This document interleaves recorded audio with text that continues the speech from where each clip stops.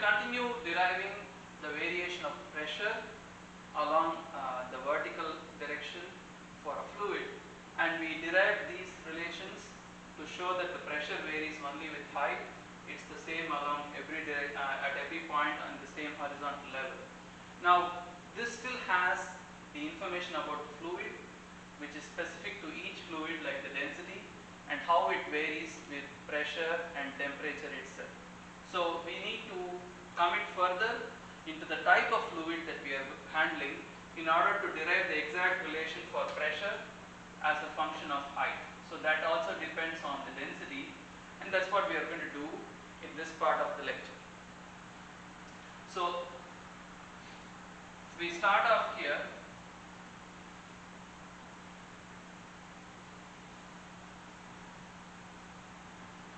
If we start with the pressure varies only with height, we can replace the partial derivative as the total derivative or the complete derivative. This is equal to minus rho g, and the first case that we want to consider is that of an incompressible fluid, or which are usually liquids and sometimes gases at low velocities or low pressure. Okay, so the main assumption is density is a constant, doesn't depend on anything like pressure, temperature, etc., and we just have dP over dz is minus rho g, minus rho g. So this is applicable for situations like a tank. You have a tank where you have water at a fixed density, okay, and we want to know, let's say this is z equals 0 and this z equals 30 meters. If we wish to know what is the variation of pressure as a function of depth along this water tank, we can use this equation, which is simple. We just integrate, we just separate the variables and integrate. We want to write integral dP from P1 to P2 is equal to minus rho g integral from Z1 to Z2 of dz. Okay, simple enough. We can write this P2 minus P1 is minus rho g Z2 minus Z1. Okay, P2 minus P1 is minus rho g Z2 minus Z1, or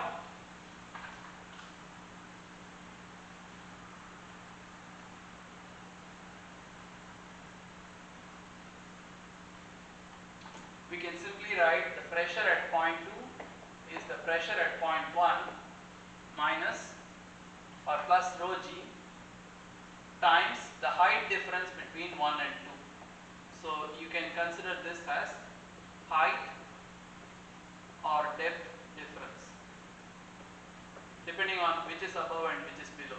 Okay, so what this statement says is pressure at a point can be calculated as the pressure at a point which is known. If P1 is known and their height difference is known, you can use this relation to calculate the pressure variation for an incompressible fluid. And I want to re-emphasize, density for an incompressible fluid, the density is independent of pressure.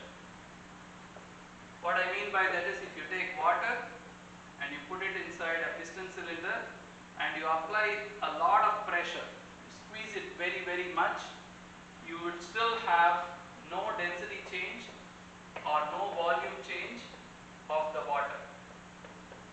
That's the type of liquid we call incompressible, for which pressure is not a density is not a function of pressure. Not a function of pressure. Now, you could think of a situation like we are going to case 2,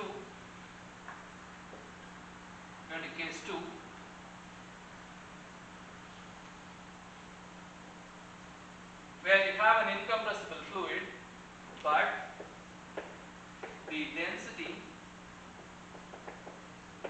is a function of height. Where do you encounter such a situation? Like if you have water, think of this as the beach, this is the ocean or this is the sea, and you have, let's say this depth is like about a kilometer, like 1 kilometer. You know that ocean water has contains salt, and that salt concentration can vary as a function of depth. You could have more salt here and you could have less salt here. So the water is denser here and lighter here. So you could have density now being a function of height. That's possible. Suppose a ocean biologist went in and they measured the density of water collected at different heights. Then you would have the information of density as a function of height, which you can put in this equation. That's one way density can be a function of height. The other way is, we do know that the density of water depends on temperature, although it's not a very strong variation, but it is a variation. You have the sun shining light here.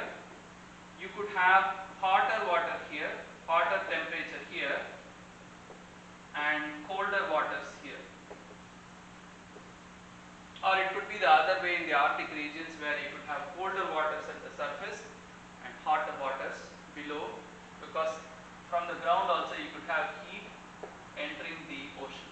Anyway, if you have a variation of temperature, that can also produce a variation of temperature with height, that can also produce a variation of density with height. In any case, we just want to say that density can be a function of height, and we are going to use that in this equation.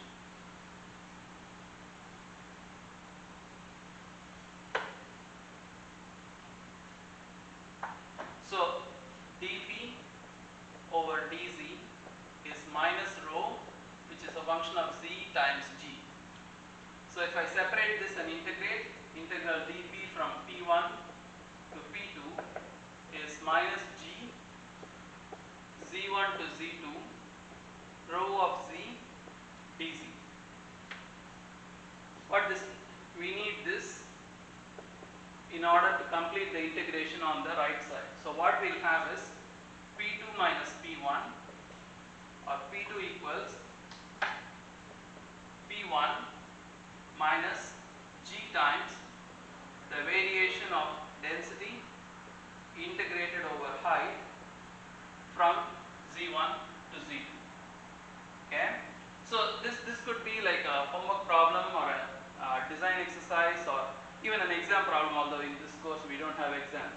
But the point being, you need to understand that this is the basic equation. Many times students fall into the trap of memorizing some special case of this equation and not knowing how to go back to the basics. That's what you should be watchful of.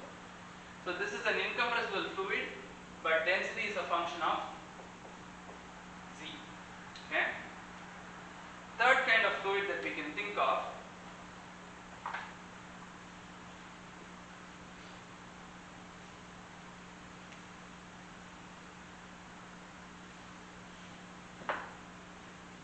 is a compressible fluid,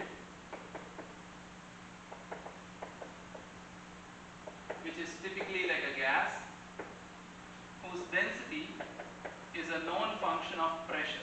Density and pressure are now connected. If you apply a lot of pressure, you will have more density. If you apply less pressure, you will have less density. The common model that we use is the ideal gas model, where pressure is rho times RT. Let's assume isothermal conditions, which means temperature is a constant. So you have rho equals pressure divided by RT. Okay, pressure divided by RT. So if you have a tank, let's say this tank is like 10 meters and this tank is filled with air, okay, at a temperature of 300 Kelvin. We just know that, okay. In order to calculate what is the variation of pressure with height, you always start with this equation. dP over dz is minus rho g, where rho is minus P over RT times G. Just substituting this here. So we separate the variables and integrate. dP over P integrated from P1 to P2. That is 1 and 2 can be arbitrary. 1, 2 is equal to minus G. R is a constant, it's a gas constant. T is temperature. We assumed isothermal, so it's also a constant. If you want, I can put naught here. Times dz integrated from Z1 to Z2. Okay. So this is natural log of P2 over P1. This is equal to minus G over RT, Z2 minus Z1. If you write this is P2 equals P1 times exponent of minus G times delta Z or Z2 minus Z1 divided by RT naught. In this case, the pressure exponentially changes with height. Previously we had, for incompressible fluid, to recall, so what I am trying to say is, for a simple compressible fluid, you have the pressure varying exponentially. For an incompressible fluid,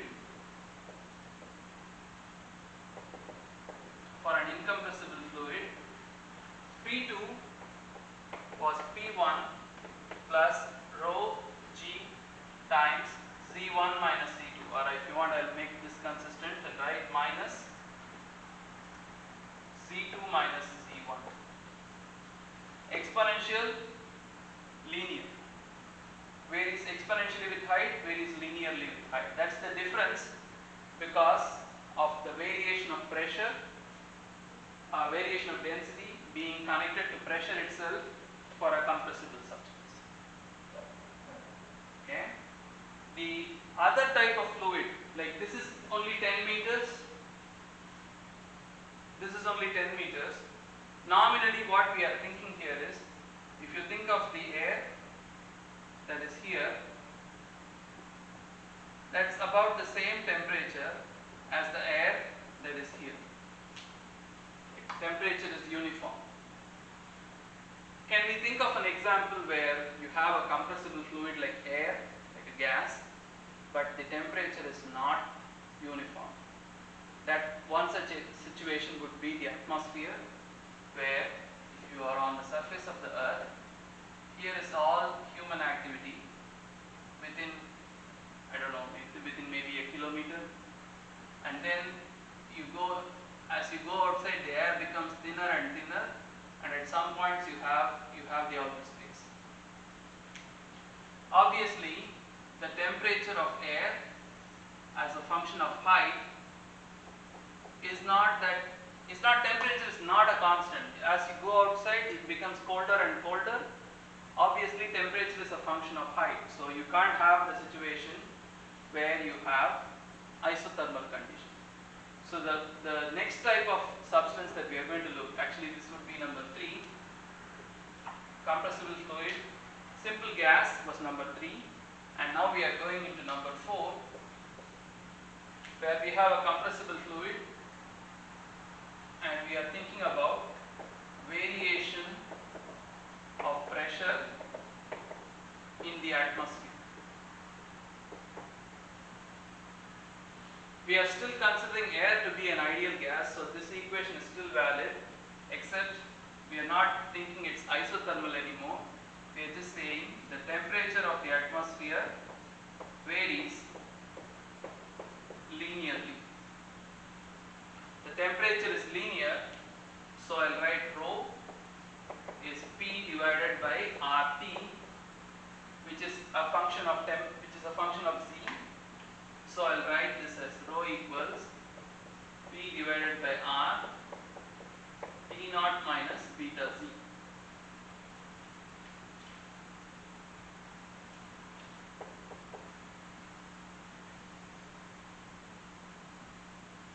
The remaining steps start in the same way. You start with this equation always. Instead of pressure, or instead of the previous equation, we are going to write this minus P over R T naught minus beta Z times dZ. Times G.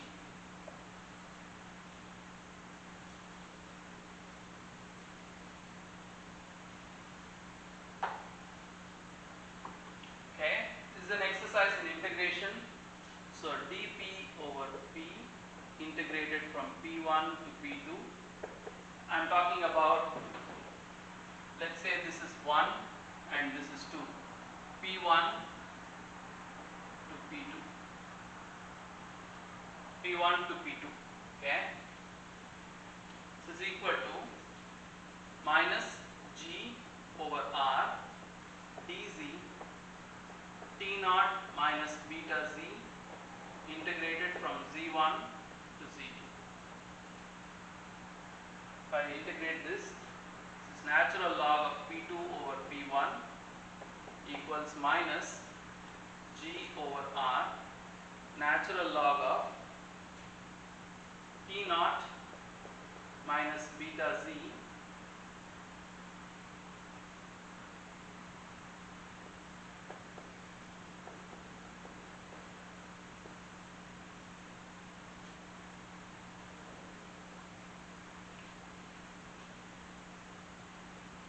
You can simplify this. You can get a relation that looks something like P2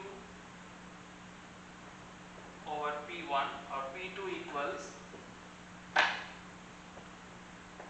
P1 times 1 minus beta Z2 over T naught divided by 1 minus beta Z1 over T naught, the whole power G over beta R. All this algebra is not the focus. The focus is what you have here is a power law, variation of pressure, whereas previously for the simple compressible substance you had an exponential law.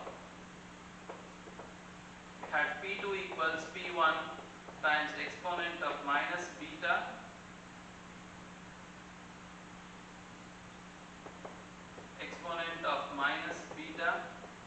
Z2 minus Z1 divided by RT naught. You had an exponent, now you have a power law. All these type of different variations, they all can be derived from the basic equation and the nature of the substance. You can have an incompressible substance, an incompressible fluid with density variation. You can have a simple compressible substance like an ideal gas, or an ideal gas with non-uniform temperature. 4 different cases. Many more actually. We'll see. But this is the variation of pressure. The most common equation that we will use, I will definitely talk about that.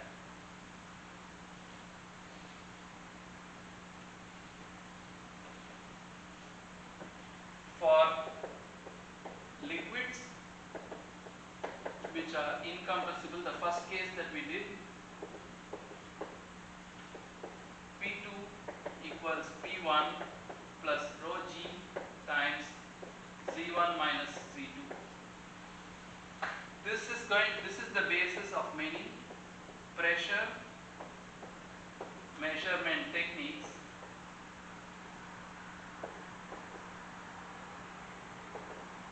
that we'll see in the next part. Okay, so this equation is very important. It's going to form the basis of many ways to measure pressure. Okay, that's something that's important because pressure plays a very central role in the dynamics of fluids, because fluids by their very nature they exert pressure, and the pressure can change due to external forces on them, due to normal forces, shear forces, body forces, their acceleration, their unsteady motion, everything affects pressure, and measuring it is quite important.